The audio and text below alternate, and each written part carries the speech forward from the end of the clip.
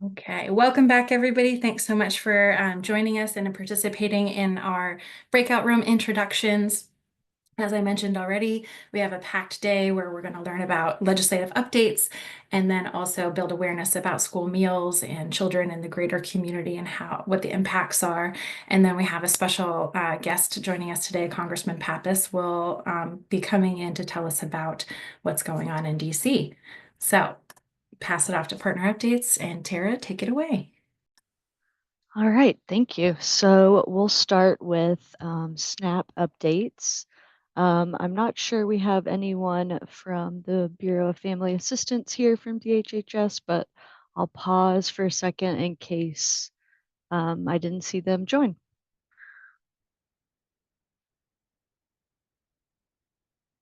Okay, we'll move to the next slide and do updates from the SNAP Coalition. And I think, Tiffany, are you doing that update today? Yes, Laura is away on vacation. Thank goodness the woman never takes vacation. So she's out today, but I'll be doing the update for the SNAP Coalition. So we met last month or this past month and discussed the SNAP access for college students. This month we talked about improvements to the SNAP application form and also goal setting for the SNAP Coalition. That is a subgroup of the Food Access Coalition, if you're unfamiliar with it.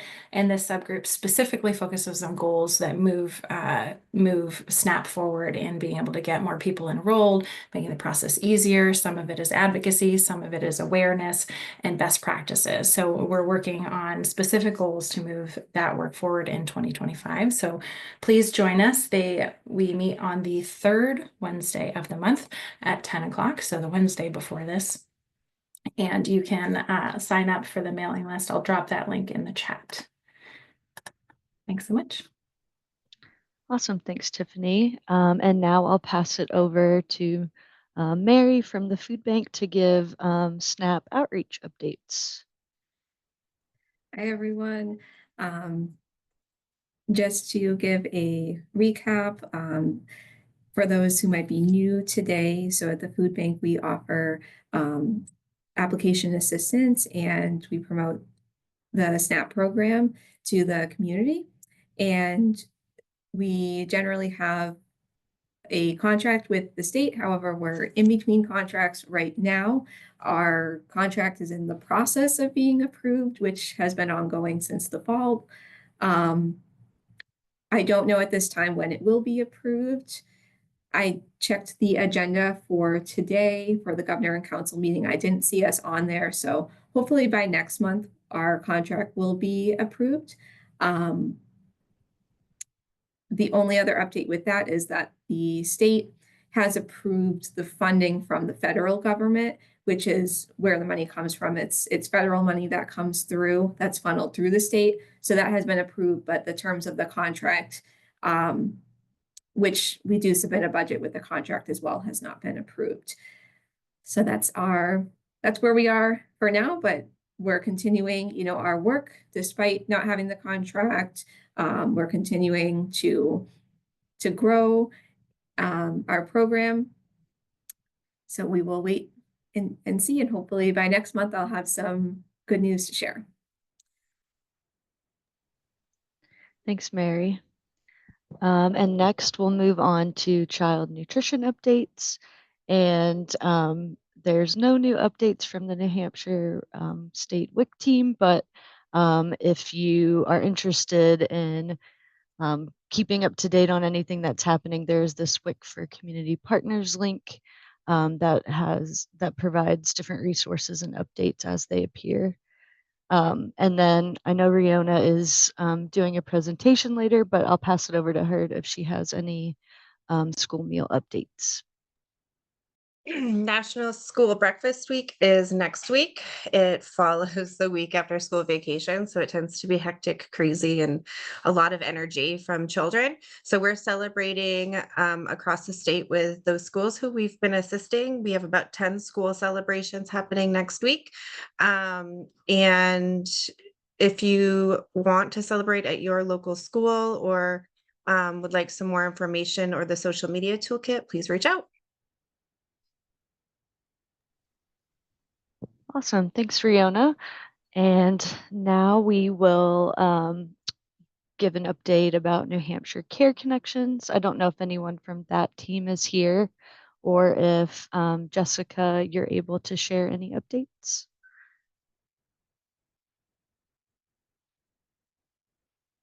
Yes, sir. Um, just that things are rolling out. They are connecting more organizations to the Unite Us closed loop referral system, which is a part of the New Hampshire Care Connections project. Granite United Way has hired 2 regional community engagement coordinators who are working around the state to work with our community-based organizations to get them connected to be able to learn how to screen, refer, and connect people to services in New Hampshire. And just to remind everybody, Granite United Way's 211 services are being uploaded onto this service. So this is a way to get people connected to all of those services, just as they would if they were referring to 211.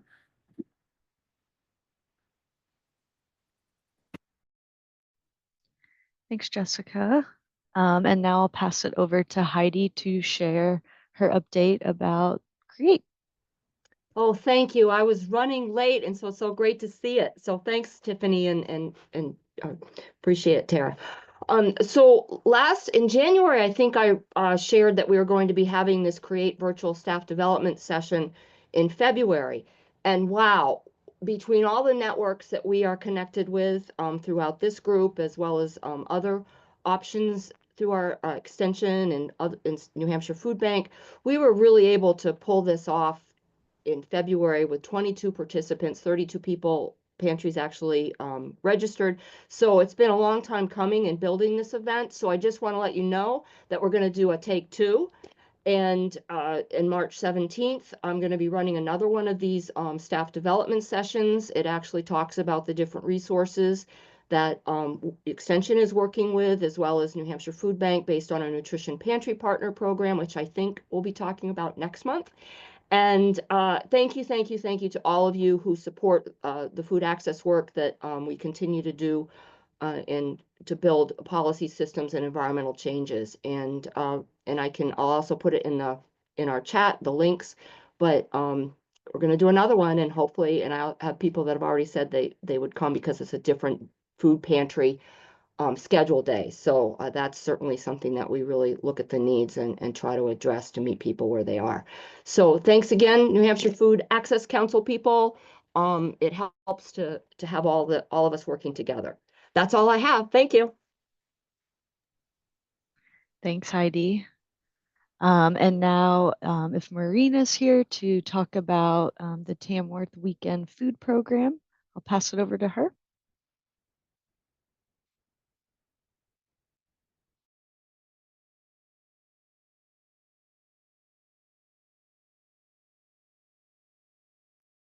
I don't see Maureen here in the participants list. So this is something that Maureen added to the form that we send you out for pre-work to fill in if you have an update that you'd like to share.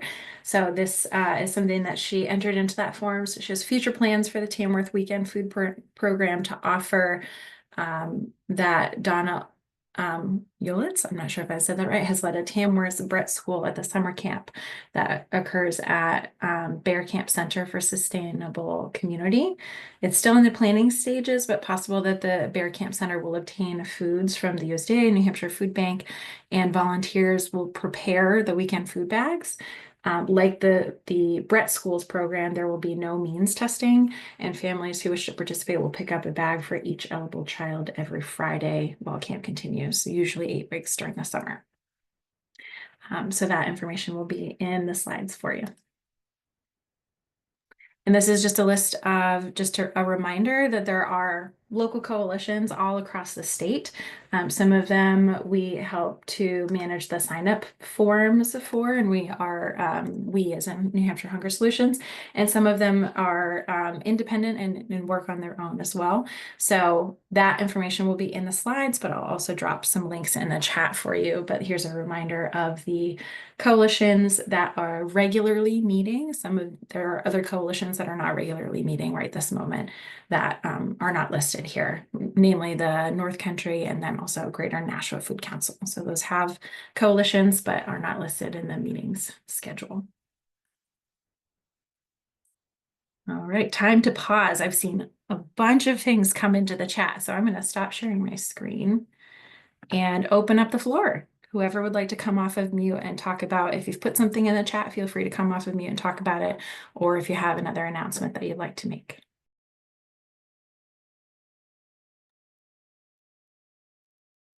I'd be happy to talk about what I put in the chat, Tiffany. Please go ahead, John.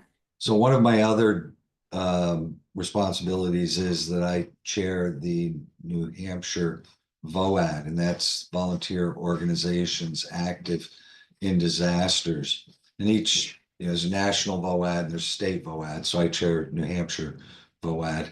And in a nutshell, when there is an emergency or a disaster, rather than having all these volunteer organizations providing blankets and water and such, they coordinate it through me.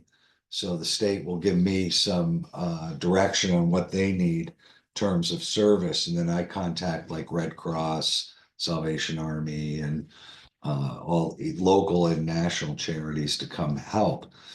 Well, one of the things that happened a couple of years ago, we had the shooting in Concord Hospital, and we were asked for meals, and we couldn't provide the meals.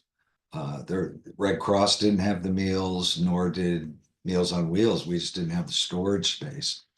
But it brings up, and now we do have the storage space, and we'll have meals if there is an emergency.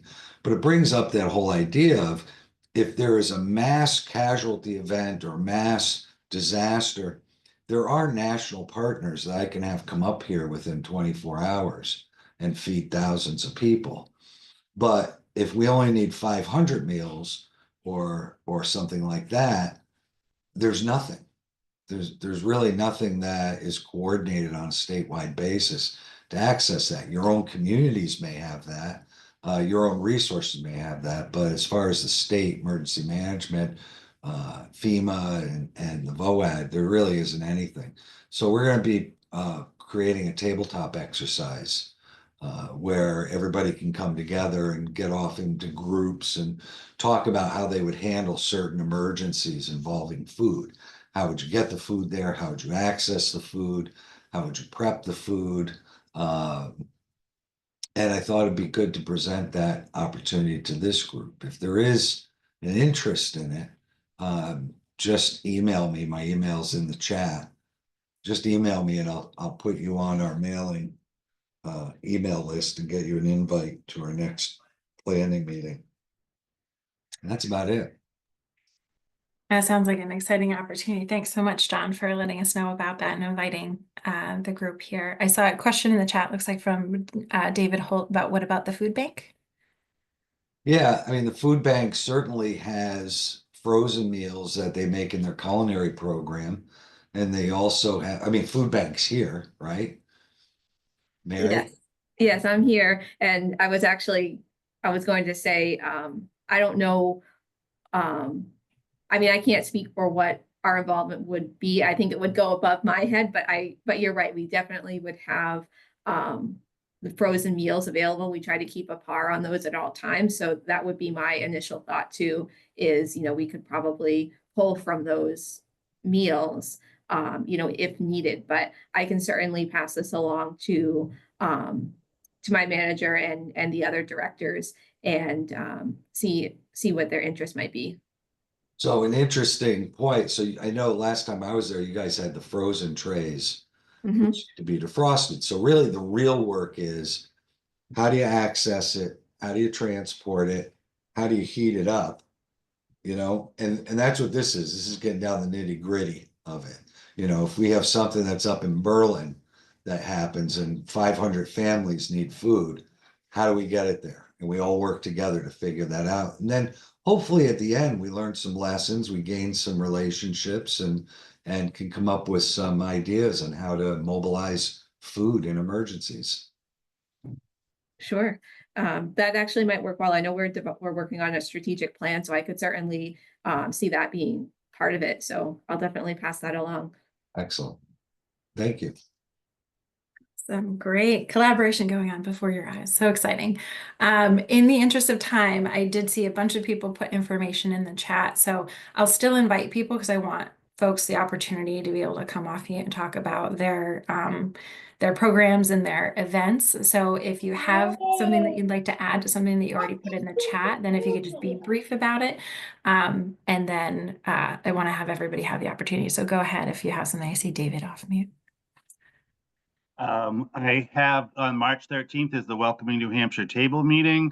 We're actually going to have attorney Meg Morin, who is a director of a couple different programs around immigration at NHLA, New Hampshire Legal Assistance.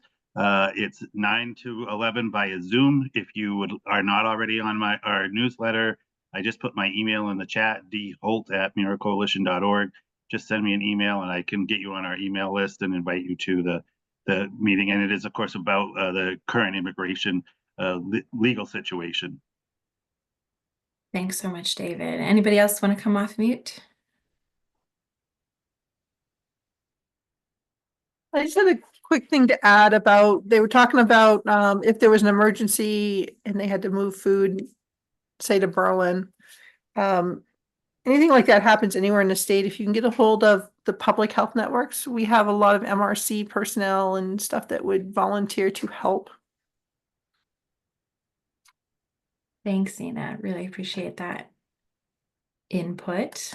Again, more collaboration, very exciting to see in person, and maybe warrants a deeper discussion too, outside of, I know you've invited us to an event, John, but then maybe you can give us an update once that comes to conclusion, and we'll talk about that more. Any other folks want to come off mute for anything?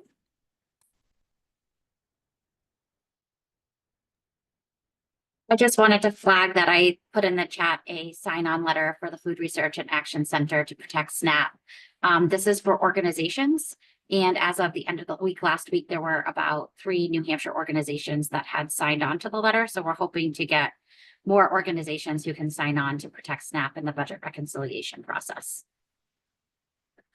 And that is in the chat. It's a little bit further up in the chat. You'll have to scroll a little bit at this point.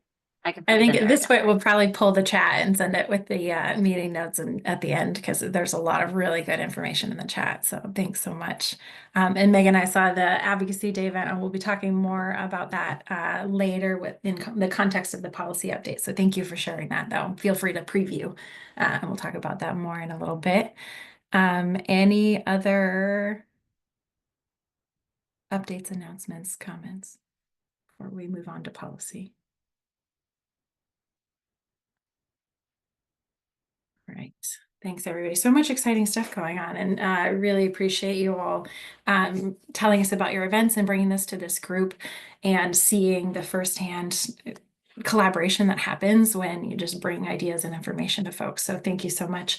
I'd invite you always to fill out that form that says you want to make an update during the the Food Access Coalition meeting. And that form is the same form every single month. So if you saw it in my email, any of my reminder emails, it's always the same. So if you come across something over the course of the month and you're thinking about it right now, then feel free to fill it out at any time. But I'll usually send it out with the reminder email about the NHVAC meeting. And I look at it right up to moments before the meeting. So feel free to just send them all in. So without further ado, we're going to dive right into the state food and nutrition security policy updates. Lots to unpack here, so ride along with me for a few minutes. I'm going to throw a lot of information at you and then send it all out to you at the end of the meeting as well. So just a reminder that the way that New Hampshire Hunger Solutions likes to think about our system of food and nutrition supports is like a power grid. So we're moving healthy food through communities, through schools and individuals and families. And so we think about it like there's patchy connections in some areas, really strong connections in others, and just flat out broken connections in other places. So the policy priorities that we have this year seek to connect especially more children to the power grid by connecting them to school meals. This is a whole list of policy priorities that we have for this legislative session. Each of these has legislation that's been introduced, but we're going to unpack each of them really quickly here. Just a quick reminder about the legislative process and orientation about where we are currently. So bills are introduced in either the House or the Senate. That's where they start. And they go through this whole process in one of the bodies to start with. They'll go to a committee and then go to the floor for a vote, no matter what happens in the committee, except for some circumstances. And then it'll go to Finance Committee if it has a fiscal note, meaning if it has money attached to it. And then it'll go to the floor again from Finance. And so we're kind of in this space right now where it's been introduced into, bills have been introduced into the first body, either the House or the Senate, and is kind of in this like first committee going to the floor space for most of our bills right now. So we're expecting bills to kind of move on to finance.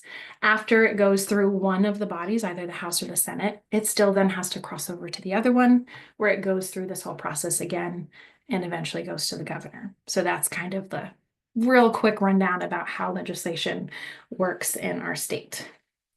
And that gives you orientation about where we are for each of these. So HB 583, this bill would automatically enroll eligible children on Medicaid for free and reduced price meals. So it's a direct certification, kind of the way that SNAP is a direct certification, which you'll hear more about later.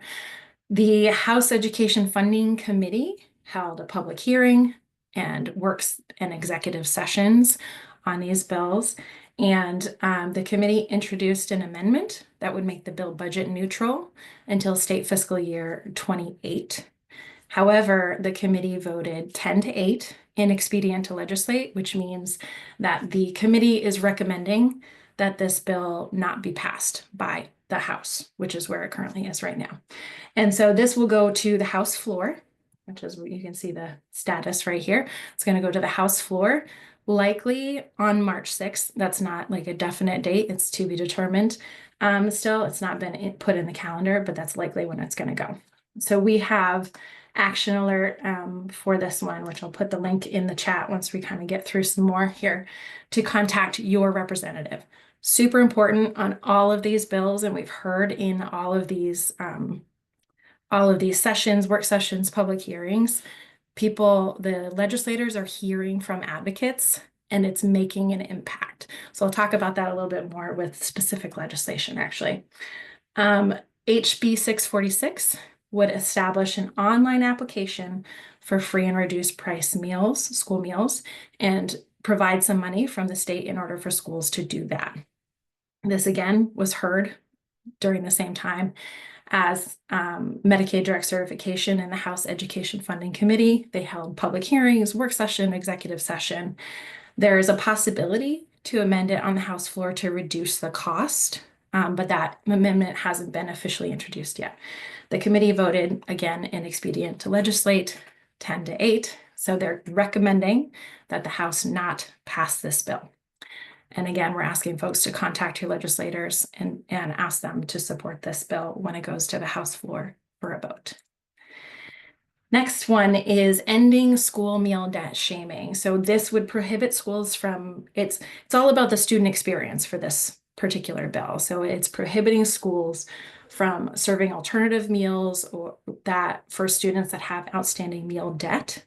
And it only addresses the student's experience in the actual lunchroom. So it wouldn't allow them to be able to be identified in any way, shape, or form if they have an outstanding school meal debt. It does not, it still allows the school to collect the debt, but they're not allowed to do that in any way that shames that student. This again, House Education Funding Committee held public hearings, work session, executive session. An amendment was introduced that would make this bill budget neutral. It originally contained money that would help to pay off school meal debts. Because of the budget situation this particular year, they removed that. So it only focuses again on the policy situation. And it was voted inexpedient to legislate by the committee 10-8. So again, we're asking folks to contact the representatives to talk about this bill and ask them to support it. Increasing eligibility for free school meals to 300% of the federal poverty level. So this would as it says, increase the eligibility. This again was heard in the House Education Funding Committee, had public hearing, executive and work sessions. The committee voted to retain the bill 15-3. We haven't been able to connect and find out why the committee decided to retain the bill, but what that essentially means is that they're gonna set this aside and revisit it during the next legislative session in January 2026. So right now, there's no action to be had on this bill, and we'll keep you, if you're signed up for our policy and advocacy updates, then we'll keep you in the loop on when action happens for this particular bill. So then we move over to some bills that are on the Senate side. We have Senate Bill 293. This bill would implement using Medicaid as a measure of poverty for the New Hampshire school funding formula. So right now, not to get too into the weeds on this, but the New Hampshire school funding formula for every student that qualifies, or I'm sorry, not qualifies, but for every student that is enrolled in free and reduced meals, which is the important factor here, is that every student that is actually enrolled in free and reduced meals receives an additional money from the state, about $2,400 from the state for every single student. So this has nothing to do with feeding kids in the sense of the cost of this bill, but everything to do with how we measure poverty in schools and what that does for the funding formula. The reason this is important for feeding kids, however, is because when you're feeding, when you're collecting those forms and you're able to then have enough forms where you can participate in community eligibility provision, meaning that you can feed all students because you have enough poverty, you no longer collect those forms. And so if you're not collecting those forms, then you could lose other funding, essentially. And so that's why this bill specifically is really important for feeding kids, because it allows schools to be able to participate in community eligibility provision without worrying about how to collect forms and make sure that they keep that additional funding. This one was heard in the Senate Education Finance Committee, and the committee has not voted on it yet. So we expect them to vote likely next week. We do not have a date on that yet, but we're asking folks to contact their committee members. This bill, SB 205, would require that all schools offer breakfast and lunch at schools participating to participate in the National School Lunch and School Breakfast Program. There's about just under 40 schools that do not offer school breakfast under the school breakfast program. So that means that students that qualify for free or reduced meals cannot access, don't even have the option to access breakfast at their school. Really important. So the Senate Education Committee again held a public hearing, and the committee will vote in the coming weeks, likely next week. So we're asking folks to contact committee members for that bill. So this is all the bills and all of the different actions that you can take on it. So this is just a summary that you can refer to just one slide for. And I forgot to I'll add all the links to it. So when I send out these slides to you, you'll be able to just go to one page and click on all of the actions.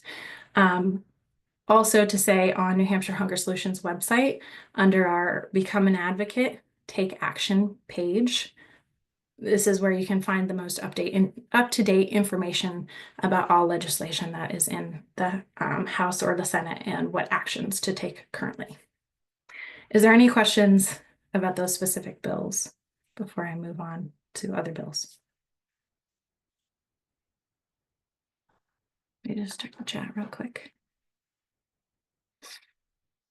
And it looks like Meal Debt Shaming is so wrong. I agree, Renee. Students cannot help this situation their family is in, so why punish them? I agree. Couldn't agree more. And it looks like we had some questions that were addressed in the chat. So thank you, Jessica, for that. Okay, this might be a little bit too much in the weeds, but I'm curious about using Medicaid as a measure of poverty now that it looks like the Medicaid budget has been slashed. So is that just going to sort of reduce or increase the threshold for determination of poverty, or we're not sure how that'll be affected yet? Can ahead, I Anna. jump in? Yeah, so great question, Jen. So Medicaid being used as a measure of poverty for adequacy funding for schools. So the schools get that additional funding. Right now, they use the number of kids enrolled in free and reduced meals. So that number per school, they then get $2,300 per that number. We do know in New Hampshire, free and reduced meal applications are not being filled out accurately enough to the amount of people who need to use free and reduced meals. The federal registrar states that we can use Medicaid, US Census, homelessness, you name it, or a mixture of these to see how many kids in that area where the school is servicing are low income to then be adequately funded. So to get more services, books, technology, those types of things. Does that help? Since we're doing this, we're trying to change it to Medicaid because it's going to make it easier for those schools to also get universal meals under the CEP provision. Currently, the schools are saying no, they don't want universal meals. So that's free meals in the school because it's millions of dollars they don't get for adequacy funding. Just because this measure is used as a free reduced meal, that's the data point that is being used. We want to change it to be using Medicaid. And I'll just say too, at the federal level, Jen, just because I think you're asking like, what if Medicaid is slashed? Right now, the budget hasn't been cut. The people who would be eligible for Medicaid would still be eligible, but they might have an out of pocket cost to pay for their Medicaid services. So they would still be eligible, but they would have to pay an additional cost or have a work requirement. And I think our congressional delegates and staff members who are here today can help clear that up for us when we get to that point. Great. Any other questions before I talk about some other legislation? Okay. Those are the key food access bills that we have put forth and that we're supporting and that we're going through. This is a list of other bills that we have that we've identified that could impact nutrition equity in a lot of different ways. I'm gonna send this out with the notes just in the interest of time. I'm not gonna go through every single one, but I do want to just kind of highlight a few things here. HB 319 removes the requirement for school districts to provide transportation and meals to half-day kindergarten students. The committee introduced an amendment that would remove the meals portion of this. So it would just remove the requirement for school districts to provide transportation. So that will go to the floor for a vote. The committee voted ought to pass as amended, and that will go to the committee. And then many of these were retained in committee, and this is where I wanted to mention how important your advocacy is. If you received our very urgent action alert that we were made aware of this HB 635 taxing nonprofit entities who settle illegal immigrants as for-profit entities. If you weren't familiar with that bill, it would essentially take away the nonprofit status for any nonprofits that are providing any sort of assistance, food, shelter, application assistance to undocumented immigrants. And I don't have to get into obviously why we would not support that bill. And it had a public hearing. At the public hearing, there were more folks in support of than opposing. And I think people found out about it. And we sent out an action alert. Other people sent out action alerts.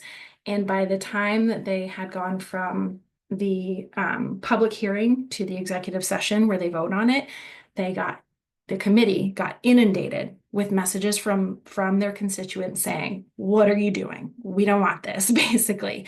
And in that executive session, they said, I'm hearing from constituents that this bill isn't going to work. Let's retain it in the committee so that we can take another look at it, because it seems like this policy isn't going to be able to be enacted as the way it is. So that is why your advocacy, super important. So we'll keep you up to date on that bill if it resurfaces and anything happens with it. But and I'll let you go through these other ones at a different time. So we've already had some questions. Are there any other questions before I talk about some other few policy things?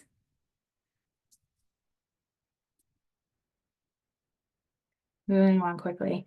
This is your action so far. We have 75 advocates, 75 of you that have taken action to contact 62 legislators, which is huge because that is only the committee members. It hasn't been to the entire body for either the House or the Senate yet. So those are only the committee members. This is the activity based on different parts of the state.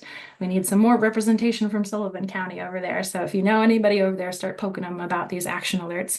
And yes, Ashley, I did want to point out that Stratford County and Cheshire County has already surpassed their actions for the entire year last year in this year, which is awesome, amazing. So congrats to the folks over there. And we've sent out almost 2,000 emails already. So very exciting. And all of this is not possible without your advocacy efforts. And they hear it, they listen, and it makes an impact. And I want you to all know that. I'm going to scoot over the slide real quick and say that we have an entire week of opportunity for advocacy for you all in next week. So we have on Monday, we are hosting a Feed Kids and Fuel Learning School Meals Advocacy Phone-a-thon. So it is a Zoom room that we're just going to open. We're going to be there from 4 to 6.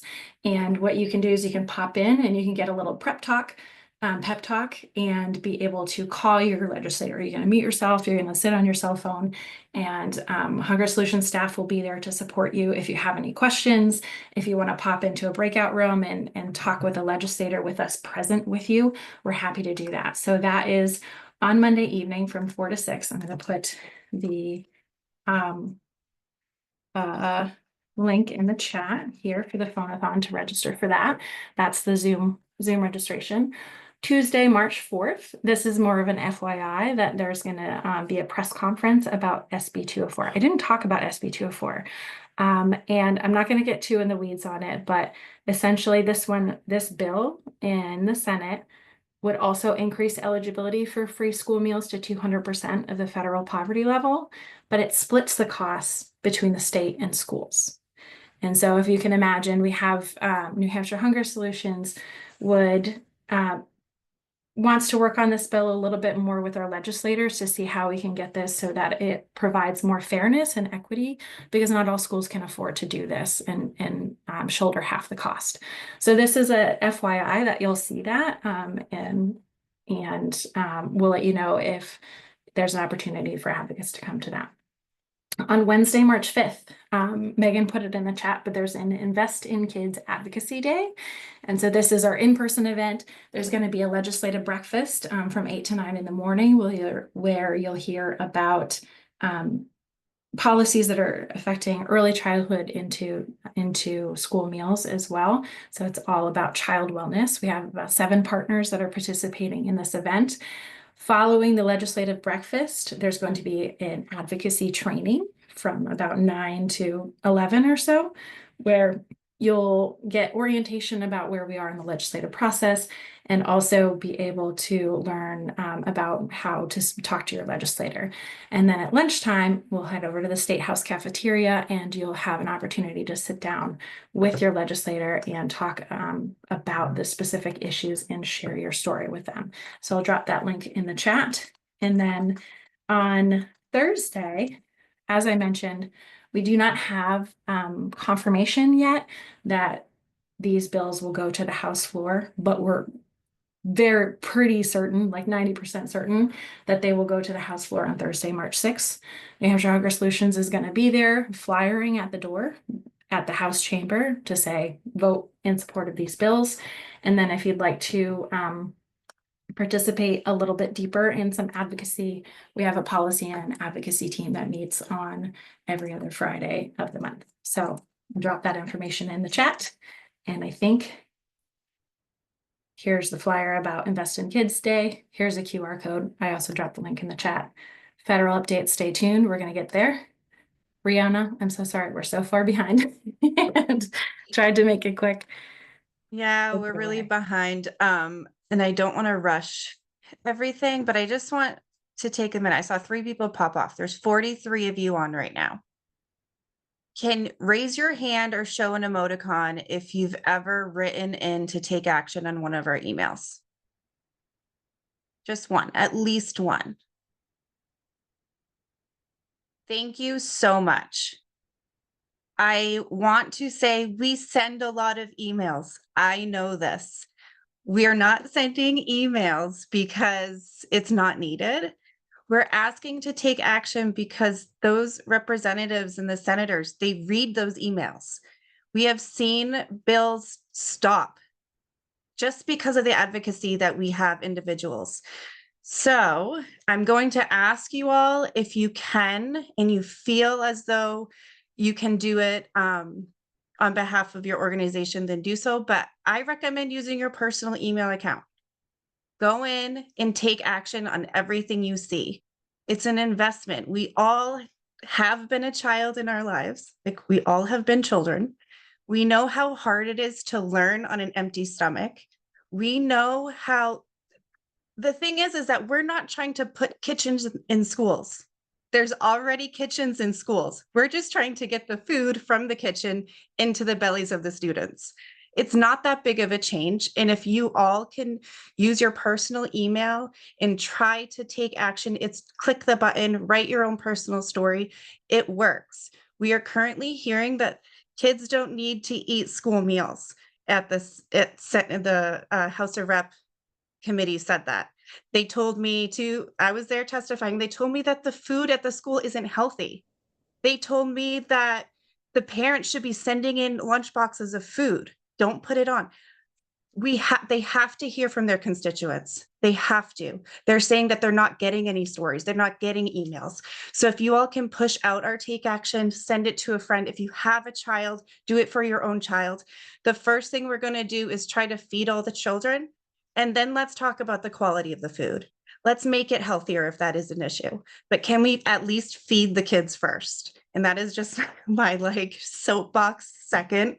I just click the take action button every minute that I have an email come through my email scan. I do it. It takes 2 minutes out of your day and you truly can make a change. Don't schools have certain nutrition requirements? Don't they have to meet the recommended daily allowances before? It's very strict. It's USDA required. The state Department of Education, they check the menus. You may be reading the menu saying, how is tater tots and cheese sauce healthy? Well, it is because it's the same thing as a mac and cheese. They use 50% or more whole grain. You may see that they're serving a donut. Did you know that the donuts are 50% whole grain? They actually taste healthy. If you've tasted those donuts, they're healthy donuts. They're not covered in icing. Well, It's we have powdered cinnamon and the sugar. experts here, Maureen Brown, right, Maureen? They have to follow those requirements, right?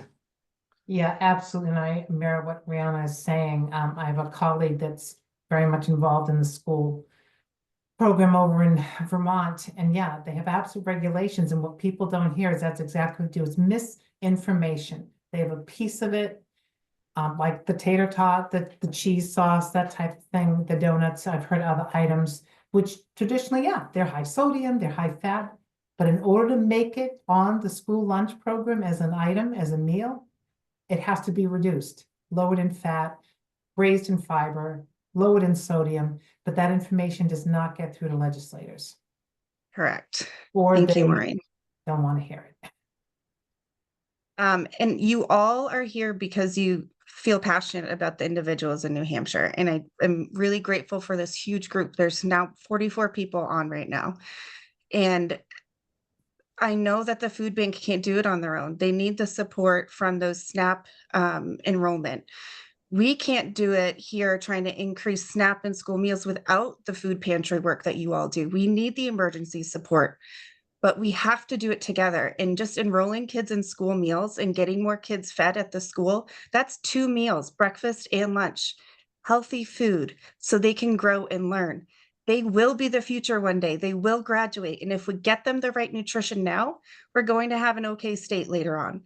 but we have to have everyone together try to take action, write to your legislators, tell your own personal story. I tell my story to everyone.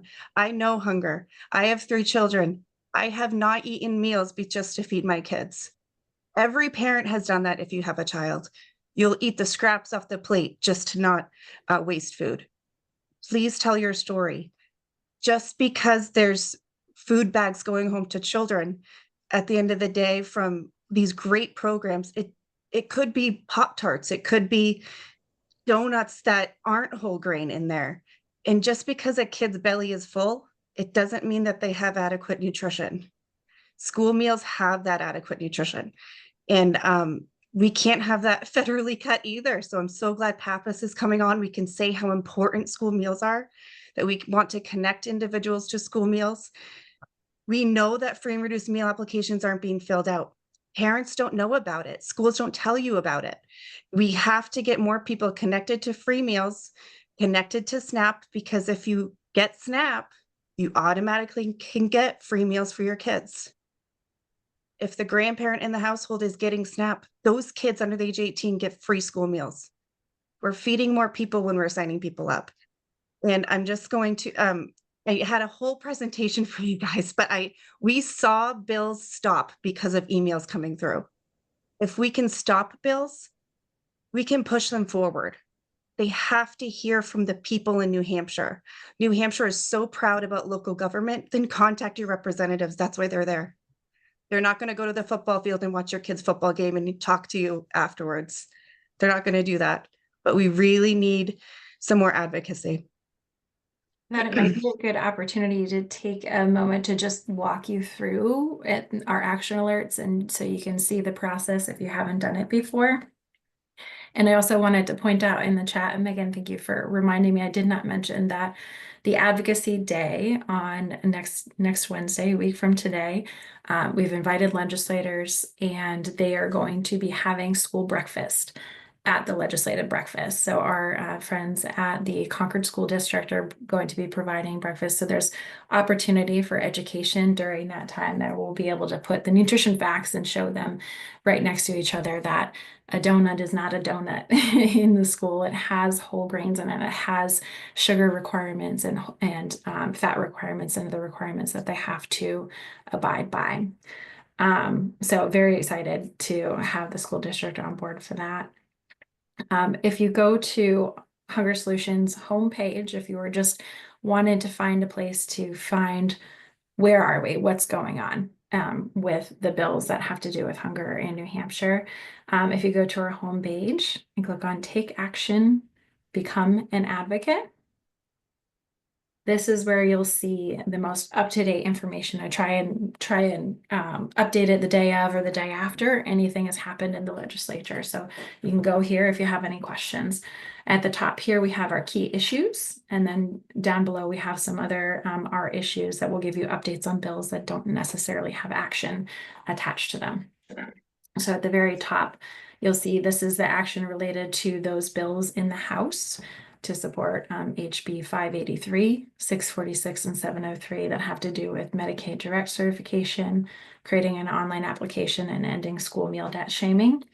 You can click on Contact Your Representative here, and then put in your address. I'm about to show you all my address.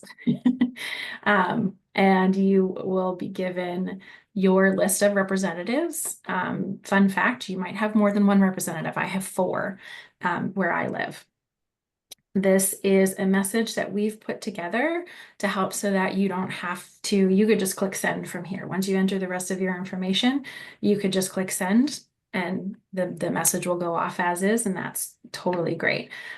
We've put in these boxes where you can add extra context. So if you want to talk about why, what affiliations you have, or if you have a particular experience that makes you feel more qualified to advocate about these issues. And then at the bottom here, we have another box that you can add a personal story related to all of these bills as well. If you'd like to, you can edit the whole message. You have to put in your information to do that, but you can change anything and everything about the message. So you do not have to send our entirely canned message if it's something that you don't love all the pieces of it. You can choose to print and mail it. You can preview it before it sends. You can edit the message. All of those are options. The kind of more hidden features here, we have a call button here. And so if you wanted to call your representatives, this is going to give you their information. It'll give you their phone number right there. And then talking points related to each of those bills. And then a few questions. If you did call them, you can record that and we'll be able to see that you called them and what that conversation was like. So each of your representatives will be listed under here. You just have to scroll to see them all, and you can make those calls one at a time. And then, there we go. And then there's also a learn more, where you can see, again, more information about these bills. And this section for these particular bills are the messages that we're trying to put forth here to say, these are the important things to focus on about this particular bill. And this is the messaging that we all want to be sort of on brand about for each of these bills and why they're important. So again, we're hosting a phone-a-thon on Monday. So if you want support and want to be able to make phone calls with one of us sitting in the background and listening, or even on speakerphone and be able to be there to answer really nitty-gritty questions, we're super happy to be there to do that for you. And you can just pop in and pop out. You don't have to stay for the entire time from 4 to 6. So I see some comments in the chat. Is there any questions about what about language translations and reaching out to immigrants? That's a great question, David, and something that we can work to connect on. And a question, if you record, does it become part of the tracking to say the representative got this call? Yes. Is there a right to know to show which reps are listening or reading email? I don't know if I understand that question, Joanne, but So sorry, go ahead. It seems that at one of the hearings, it was alluded to, we don't really need to read the email comments. If people didn't come here, it mustn't be that important. And a number of people cannot attend all these sessions. So where does that go to hold these reps responsible who are framing a parent with an empty refrigerator? This came up. Parent with an empty refrigerator who sends their child to school hungry is, in his mind, creating child abuse, not that the parent couldn't afford food and is trying to do whatever best. So where is the accountability, the public record that says ex-representative, like this inexpedient to legislate? I was at some of those hearings. The majority of people were in favor of these bills and they land up in ITL. So I'm just wondering, the public record, when these people go up for re-election, where do we say, hey, you got 90 letters saying oppose this and you didn't? That's a great question, Joanne. And I think that's a conversation that, I mean, that's why we get to vote, right? That's why we get to elect officials and be able to say that, show that record that this is what you did and this is how you opposed your constituency and what your constituency wanted. So there's power in that. But as far as other accountability is concerned, Joanne, I think it's something you could ask them directly and say, this many people signed in support or opposition. How do I get that information, Tiffany? How do I know? I see. How do I know online. 80 people wrote that? Like, or that there, like I know on the DEI bill that was eventually ruled illegal, there was data that showed the number of letters that went in against limiting discussion on diversity and equity, and very few that were in favor of it, and yet the legislature proceeded. So I don't understand how me as an individual can access that kind of data. I hear what you're saying. I think that I can share some information about that and I can put it in the follow-up. We do have Congressman Pappas has arrived here. So I'd like to go ahead and introduce him. And Joanne, you bring up really valid and important points. So I think we can find some information for you and help to share that. So But it's my pleasure to introduce Congressman Pappas here. He's a lifelong resident of Manchester, New Hampshire. He is a fourth generation local business owner and public servant who works across the aisle to get things done and has earned a reputation as a results-driven leader. So in Washington, Congressman Pappas sits on the Transportation and Infrastructure and Veterans Affairs Committees. And he's a proud graduate of Central High School in Manchester. And so we're so pleased that he was able to make time in his busy schedule to join us today and talk to us about what's going on in DC. And hopefully we'll have some time for questions. So feel free to put them in your chat and I'll help to moderate that. Take it away, Congressman Pappas. Well, thank you, Tiffany. Thanks for the opportunity to join all of you, and really grateful for the work that goes on all across New Hampshire. I think some people have an impression of New Hampshire as a well-off state where there's not a lot of need, but we know the reality is much different than that, community by community, where nearly 10% of our state struggles with food insecurity on an annual basis, where people are struggling to make ends meet. Especially when it comes to a state that has among the highest housing costs in the nation, among the highest costs for higher education, and certainly food costs are at a level that most families just can't sustain themselves. So the work that you all do to help fill in the gaps, to be there for people, to make sure that people have access to nutrition is so important for our state. Someone who comes out of the restaurant business, I am fully supportive of feeding people and making sure that people have access to good food and nutrition, whether that's through schools. We've sponsored legislation for free universal school lunch across our country, something that we saw was a game changer during the pandemic, unfortunately was allowed to sunset, but something we're going to continue to fight for. We also know at this moment, there's a lot of question around federal resources and how those will flow or be disrupted.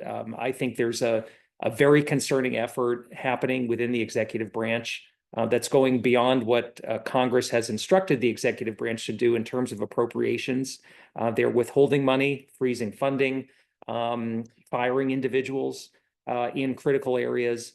And I'm concerned about how that disruption is going to make its way down to the nonprofit level, to the community level, especially in a state like New Hampshire, where we know we've got tight budgets. We are a state that does not provide a lot of direct support at the state level for certain priorities. We've got to work to make sure that these federal resources do not dry up in this time period. There was a vote last night that was deeply concerning. You've probably heard about this effort in Congress to issue a new round of tax breaks, while at the same time gutting vital programs, including Medicaid and SNAP. And so that's an effort that we continue to watch. We are at the beginning of it. They passed basically a budget framework that will allow committees to begin drafting legislation. Then we'll actually get into the detail about what some of these cuts will look like and what they will mean to New Hampshire and other states across the country. And I think as part of that process, we're really looking to hear from folks, to work to defend important programs and to understand people's lived experiences.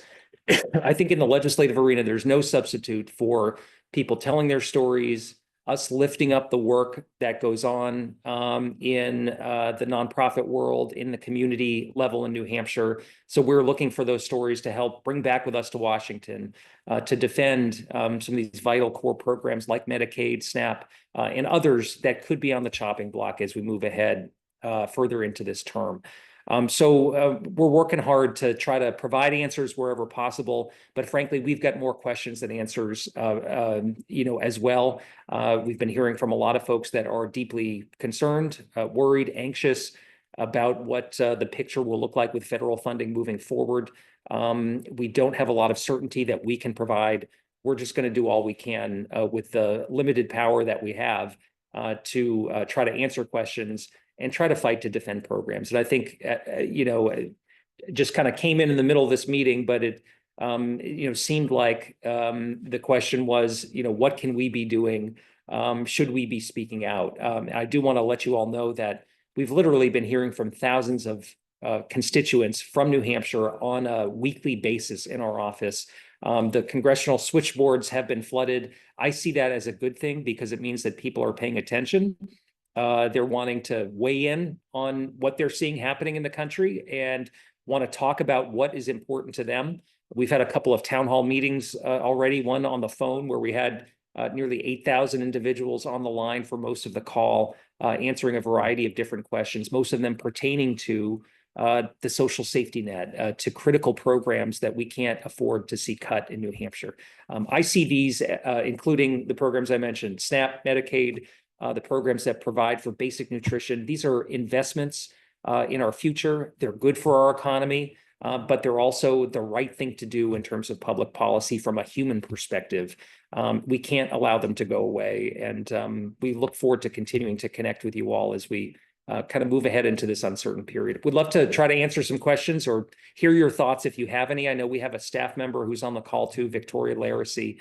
So I'm sure she'll drop her information in the chat. If there's anything you want to tell us beyond this Zoom today or anything you want to show us around New Hampshire, we're always happy to get out in the field to meet you, meet your organizations, see what work you're doing and how we can match that up with what we're hearing here in Washington.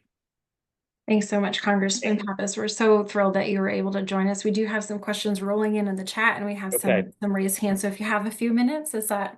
Yep. That's great. Okay. Absolutely. I'll go ahead and just start in the chat. I'll get to you, Jen, but I'll start in the chat. David Holt was curious about who you speak with regularly across the aisle. Yeah, got great relationships with folks on both sides of the aisle. And I think that's, you know, how you get things done in a divided Congress where, you know, neither party has a supermajority. Those relationships are incredibly important. So I'm part of a bipartisan problem solvers group. We meet on a weekly basis. Doesn't mean we're going to be able to come together and solve every issue, but we can actually get some things moving in the right direction. And I do have to say some of the concerns around certain programs, I believe are being heard by folks across the aisle too. They're receiving the same calls in their office. They're having town hall meetings in their districts where they're getting feedback from constituents. And so I do think that we've got to recognize that our legislative branch, the executive branch, is not divorced from public sentiment and public opinion. In fact, that's an essential component in making things move forward, just as the relationships on the inside are. I serve on two committees. I'm on Transportation and Veterans Affairs. Just came from a very bipartisan veterans hearing. We've got a number of bills that we pass every session on a bipartisan basis. So that level of bipartisanship isn't dead. But when it comes to some of the big fights around budgeting, taxes, you know, support for critical programs, I think it's going to be the case where we need to see some additional public input in order to make sure things are moving in the right direction, that we're able to make the case to defend things that are important to you all. Thank you. That's such helpful input and encouraging to hear that there's some across the aisle conversations going on. And we're trying to encourage that in our own state legislature as well with bills we have here as well. Just to highlight a comment from Megan Braybeck, because she's from Save the Children Action Network in the chat, that she highlighted how important all these services are, especially SNAP, and her concern about that being protected. And she thanks you for your for working to protect and strengthen SNAP benefits. So that's a comment from her in the chat. I'll go ahead and recognize Jen, if you'd like to come off mute. I saw you had your hand raised earlier.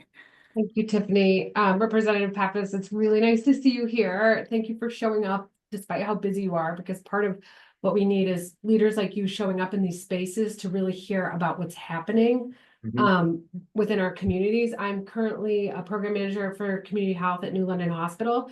I'm experienced in interacting with people who are faced with food insecurity regularly. This issue is only increasing.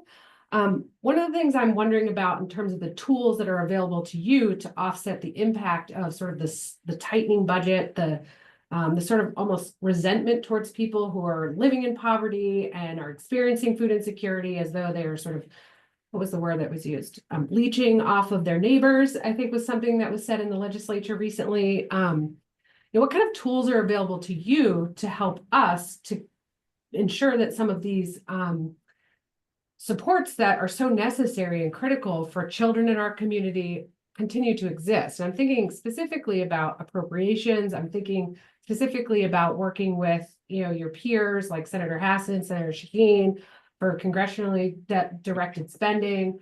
Are there any conversations or efforts happening at that level to bring funding to both New Hampshire Hunger Solutions and other organizations that are feeding people and working to advocate to reduce this suffering in our communities? Really curious to know about those tools. Well, thanks for the question. Look, it's been an unprecedented few years for low-income individuals and community members all across New Hampshire, from the pandemic to the period after. And as I talk to folks who run social service agencies, they tell me about the growing need in the food space for families that are struggling right now and just don't have the resources to make it. And we also know that SNAP, for instance, does not provide an adequate level, a baseline for families to really be able to manage their food budget on a monthly basis.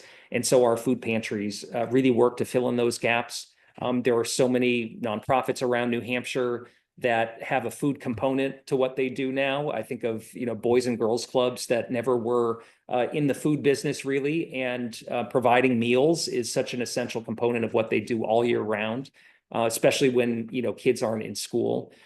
So all that is to say that, we need to be able to realize some greater investment in these community organizations that are there for people. We have been limited in the House in terms of what we have been able to request in terms of direct earmark funding for organizations. There are certain accounts that have not been available for us to solicit proposals for. I will note that we have opened up our portal, I believe, Victoria can correct me if I'm wrong, for our community directed spending project requests for the next year. I will note that we have not yet cleared the deck on last year's request because that's still all caught up in this government funding dance that's happening right now. We've got a deadline on March 14th. We've got to have a bipartisan deal to fund the government or things shut down, and the pain that would be caused would be really harmful to a lot of folks that depend on this federal funding. But that's a long way of saying we are taking requests for next year. Would love to hear about what the need is, how we can match that up with earmark funding. And the senators, or I believe Senator Shaheen has had her portal open for some time now. We're just a little bit more limited in the House in terms of what we can request funding for. Generally speaking, infrastructure, public safety, those are things the majority has allowed us to request funds for. But anything touching education, healthcare, the arts, has not been available to us, unfortunately. That could change. We're just not sure. We haven't received the guidance yet. But we would love to, hear about sort of your needs, your financial situation, and you try to match that up either through this process or any other opportunities that may come about. Thanks so much, Congressman Pappas. Of course, we know funding so important for so many of our partners, and it's been a challenge for sure. We have about 4 minutes left. I do have it. It seems like we have one question, Joanne. If we can keep it super short, if you have a moment, Congressman Pappas, just to stay until 11:30. Great. Go ahead, Joanne. Yeah. So following up on Jen's question, many of us have reached out to Republicans in lieu of this vote for yes last night's vote, and nothing appeared to change except for one Republican going over. So it really would be helpful to know, how can we help you in your work, specifically if there's members that may be swayed, because there are some that are never going to change their mind. So that would be really helpful. Thank you. And thanks again for all you do. Yeah. No, thanks for the question. And I do think we are really at the beginning of the process. This is something that will play out over the next few months as they construct the legislation. Basically, this budget framework requires them to go to the committees of jurisdiction and hammer out exactly what these cuts will look like. Of course, we know that $880 billion will fall under the committee that deals with Medicaid. And so that's going to be a big target. And there's a couple $100 billion in the Ag Committee space where we have concern that SNAP could be impacted.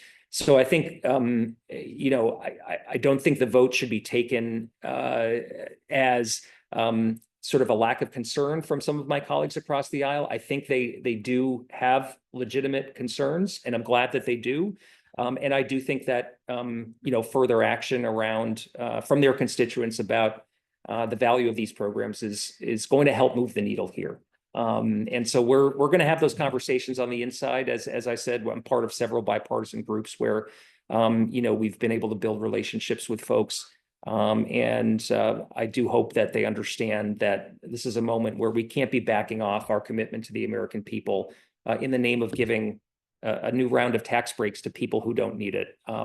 This is a incredibly difficult moment for those who live at the margins of our economy and our society. You all help to give voice to that. I'm really grateful for it. And so I guess my advice would be, people shouldn't give up. I think the deliberative process is still moving forward. And again, public sentiment has such an important role in that. Thank you so much, Congressman Pappas. Just a final comment in the chat from Donna Bascom at Bascom Farm that she has centered a large portion of her farm production around serving SNAP customers. And it's a big blow coming from cuts to Granite State Market Match. So more information for you there. So thank you so much for your time. I want to be respectful of your time and everybody else's. And again, we just thank you so much for your hard work and fighting for these really important benefits for folks across New Hampshire. Okay. Well, and thanks for what you all do for being there for people in New Hampshire, especially those that are too often overlooked. I'm really grateful for it, and whatever we can do to lift up your mission and provide you with support, we want to do it, and we also want to get out there and learn from you all in real time. So stay in touch. Absolutely. Thank you so much. Thanks. Take care, folks. Thanks. Bye. And thanks everybody so much for joining today. And that concludes our Food Access Coalition meeting for today. Thank you again so much for attending. I'll be sending out meeting notes, recording, all the information that you need to take action. Please, please, please take action. Join us next week. We have events all week. You don't have to attend them all, maybe just one, maybe just two. But if you can participate in any way, shape, or form, then we would super appreciate it. So thanks again, and we'll see you next month. Thank you. Thank you.